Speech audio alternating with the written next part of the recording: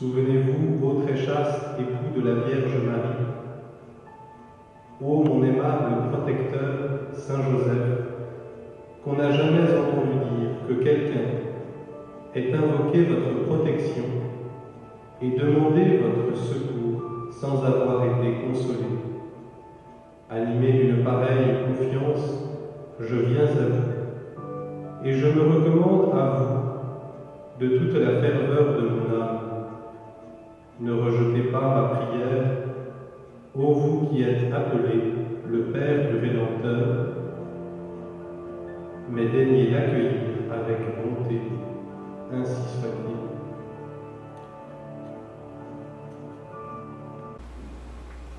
Extrait de la lettre apostolique Patris Cordé du Saint-Père François à l'occasion du 150e anniversaire de la déclaration de Saint Joseph comme patron de l'Église universelle. Père dans l'ombre, partie A. L'écrivain polonais Jan Dobrzyński, dans son livre « L'ombre du Père », a raconté la vie de Saint Joseph sous forme de roman. Avec l'image suggestive de l'ombre, il définit la figure de Joseph, qui est pour Jésus l'ombre sur la terre du Père céleste. Il le garde, le protège, ne se détache jamais de lui pour suivre ses pas. Pensons à ce que Moïse rappelle à Israël. Tu l'as vu aussi au désert, Yahvé ton Dieu te soutenait comme un homme soutient son fils.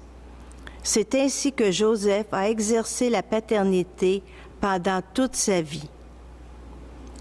On ne naît pas père, on le devient. Et on ne le devient pas seulement parce qu'on met au monde un enfant, mais parce qu'on prend soin de lui de manière responsable. Toutes les fois que quelqu'un assume la responsabilité de la vie d'un autre, dans un certain sens, il exerce une paternité à son égard.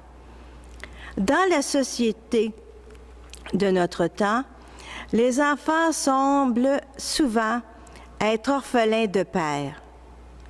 Même l'Église d'aujourd'hui a besoin de père. L'avertissement de saint Paul aux Corinthiens est toujours actuel. Auriez-vous des milliers de pédagogues dans le Christ? Vous n'avez pas plusieurs pères. Chaque prêtre ou évêque devrait pouvoir dire comme l'apôtre, « C'est moi qui, par l'Évangile, vous ai engendré dans le Christ Jésus. » Et aux Galates, il dit, « Mes petits enfants, vous que j'enfante à nouveau dans la douleur, jusqu'à ce que le Christ soit formé en vous. » Être père signifie introduire l'enfant à l'expérience de la vie, à la réalité. Ne pas le retenir, ne pas l'emprisonner, ne pas le posséder, mais le rendre capable de choix, de liberté, de départ. C'est peut-être pourquoi, à côté du nom de père, la tradition a qualifié Joseph de très chaste.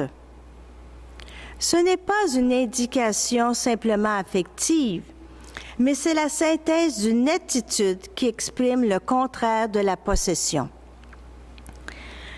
La chasteté est le fait de se libérer de la possession dans tous les domaines de la vie. C'est seulement quand un amour est chaste qu'il est vraiment amour. L'amour qui veut posséder devient toujours à la fin dangereux. Il emprisonne, étouffe, rend malheureux. Dieu lui-même a aimé l'homme d'un amour chaste en le laissant libre même de se tromper et de se retourner contre lui. La logique de l'amour est toujours une logique de liberté et Jésus a su aimer de manière extraordinairement libre. Il ne s'est jamais mis au centre, il a su se décentrer, mettre au centre de sa vie Marie et Jésus. Salut gardien du Rédempteur, époux de la Vierge Marie. À toi, Dieu a confié son Fils, en toi, Marie a remis sa confiance. Avec toi, le Christ est devenu homme. Ô bienheureux Joseph, montre-toi aussi un Père pour nous et conduis-nous sur le chemin de la vie. Obtiens-nous grâce, miséricorde et courage, et défends-nous de tout mal. Amen. Le Sauveur sur la terre reçut tes soins touchants, toi qu'il nomma son Père, veille sur tes enfants, veille, veille sur tes enfants, veille, veille sur tes enfants.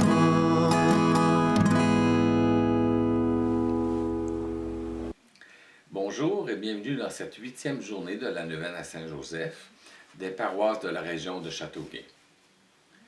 Comme vous l'avez constaté, aujourd'hui le thème qui a été lu de la lettre apostolique Patrice Corday était le thème de Père dans l'ombre.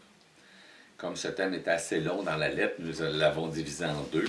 Donc aujourd'hui et demain sera le même thème, mais sur deux parties différentes du texte. Être l'ombre du Père, selon le pape François, signifie que Joseph va faire comme dit le Père, c'est qu'il garde Jésus, il le protège, il ne se détache jamais de lui pour suivre ses pas. Joseph est toujours à s'occuper de Jésus, il est toujours à veiller sur lui, il ne l'abandonne jamais. Je ne dis pas qu'il est toujours sur ses talons quand il bouge, là, mais vous comprenez. Et comment on devient père? On devient père quand on prend soin d'une autre personne de manière responsable. La différence entre un père et une mère, c'est que la mère, elle donne la vie. Hein? Elle donne la vie, la mère, puis elle donne un sentiment d'amour, d'être aimé. Hein? La mère, elle est prête à se donner, à se sacrifier totalement pour son enfant, ce qui donne à l'enfant le sentiment de sa valeur, et qu'il a une valeur immense puisque quelqu'un est prêt à mourir pour lui. Le Père, qu'est-ce qu'il amène le Père? Le Père confirme l'enfant dans ses dons, confirme l'enfant dans sa beauté, dans ses capacités, et l'encourage et lui donne une poussée pour s'investir dans le monde. Être Père, qu'est-ce que ça signifie? Ça signifie d'introduire l'enfant dans l'expérience de la vie, de l'introduire à la réalité. Ça consiste à ne pas le posséder, mais à le rendre capable de choix, de liberté, de départ. C'est fondamental, on sait ça en psychologie. Le Pape François parle de Joseph, de la chasteté. C'est intéressant parce qu'il dit que la chasteté, c'est la synthèse d'une attitude qui exprime le contraire de la possession. En spiritualité, on parle de l'esprit propriétaire. Saint Jean de la Croix en parle. C'est très important d'apprendre que la vie en ce monde, nous ne sommes que de passage. D'apprendre à ne pas s'attacher à ce monde, outre mesure à ce monde. Ne pas s'attacher outre mesure à l'argent, surtout pas. Ne pas s'attacher aux biens matériels. Ne pas s'attacher à tout ce qui est futile, parce que tout passe. Hein? Nous ne sommes pas faits pour ce monde. Notre destinée n'est pas en ce monde. Nous ne sommes que de passage. Notre destinée, c'est le ciel avec Dieu. Puis, même plus que ça, c'est quoi le ciel? Le ciel, c'est Dieu. Hein? C'est la communion immense d'amour avec Dieu pour l'éternité. Et souvent, on s'attache à tout ici.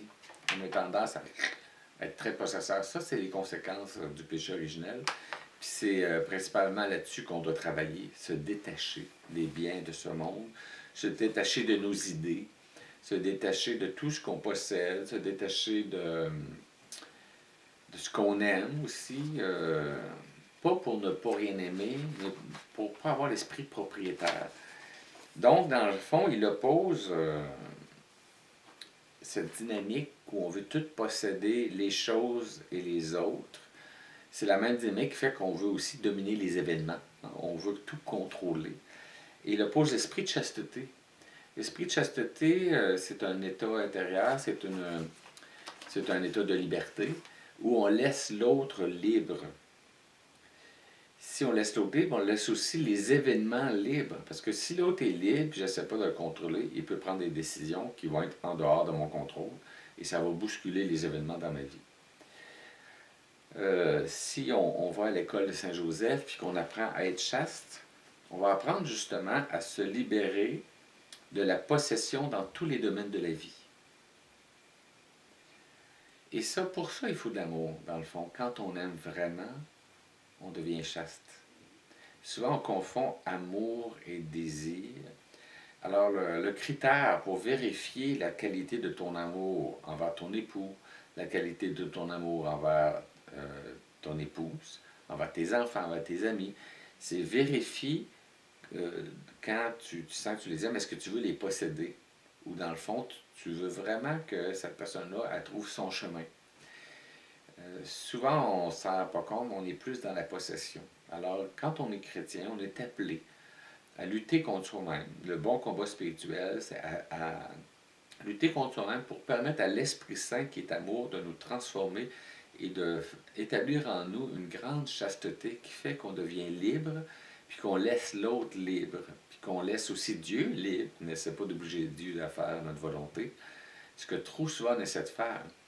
Une petite parenthèse, justement, souvent on prie puis on n'est pas exaucé, parce que dans le fond, notre prière, elle est faite de telle sorte qu'on voudrait obliger Dieu à faire notre volonté. Et Dieu, il est libre.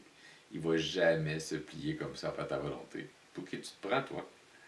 Un jour, il y a un évêque qui a dit à Mère Teresa, « Pourquoi Dieu, il vous exauce, puis moi, il ne m'exauce pas? » Et elle lui a répondu tout simplement, « Arrêtez de lui donner des ordres. »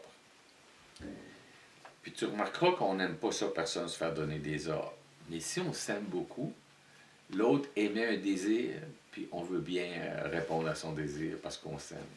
Donc, dans notre vie, il s'agit de développer beaucoup d'amour, mais pas un amour captatif, un amour qui est gratuité, bienveillance, et qui veut que l'autre grandisse. Et non pas un amour qui veut que l'autre me serve pour que j'aille bien, puis que je me sente bien, puis que je jouisse de la vie. Tout se joue là. Prions maintenant ensemble la litanie de Saint Joseph. Après chacune des invocations, je vous inviterai à prier, à répondre avec nous.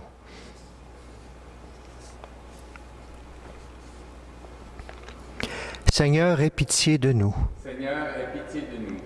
Jésus-Christ, aie pitié de nous. Jésus-Christ, aie pitié de nous. Seigneur, aie pitié de nous. Seigneur, aie pitié de nous. Jésus-Christ, écoute-nous. Jésus-Christ, écoute-nous. Jésus-Christ, exauce-nous. Jésus-Christ, exauce-nous. Père du ciel qui est Dieu, aie pitié de nous. Fils rédempteur du monde qui est Dieu, aie pitié de nous. Esprit Saint qui est Dieu, aie pitié de nous. Trinité Sainte qui est un seul Dieu, Aie pitié de nous. Sainte Marie, priez pour nous. Saint Joseph, Priez pour nous. honneur de la famille de David, Priez pour nous. gloire des patriarches, Priez pour nous. époux de la Mère de Dieu, Priez pour nous. chaste gardien de la Vierge, Priez pour nous. nourricier du Fils de Dieu, Priez pour nous. vigilant défenseur du Christ, Priez pour nous. chef de la Sainte Famille, Priez pour nous. Joseph très juste, Priez pour nous. Joseph très chaste, Priez pour nous. Joseph très prudent, Priez pour nous. Joseph très courageux, Priez pour nous. Joseph très obéissant, Priez pour nous. merveille de patience, Priez pour nous. ami de la pauvreté, Priez pour nous. modèle des travailleurs, Priez pour nous. honneur de la vie de foyer, Priez pour nous. gardien des vierges, Priez pour nous. soutien des familles, Priez pour nous. consolation des malheureux, Priez pour nous. espérance des malades, Priez pour nous. patron des mourants, Priez pour nous. terreur des démons, Priez pour nous. protecteur de la Sainte Église, Priez pour nous. agneau de Dieu qui efface les péchés du monde, Pardonne-nous, Seigneur. Pardonne-nous, Seigneur. Agneau de Dieu qui efface les péchés du monde, exauce-nous, Seigneur. Exauce-nous, Seigneur. Agneau de Dieu qui efface les péchés du monde, prends pitié de nous. Prends pitié de nous. Il l'a établi maître de sa maison, il lui a confié son domaine. Prions le Seigneur. Seigneur, ta divine providence a choisi Saint Joseph pour être l'époux de ta Sainte Mère. Fais qu'en nous mettant ici-bas sous sa protection, nous méritions de l'avoir pour intercesseur dans le ciel. Toi qui vis et règnes avec le Père et le Saint-Esprit, Dieu pour les siècles des siècles.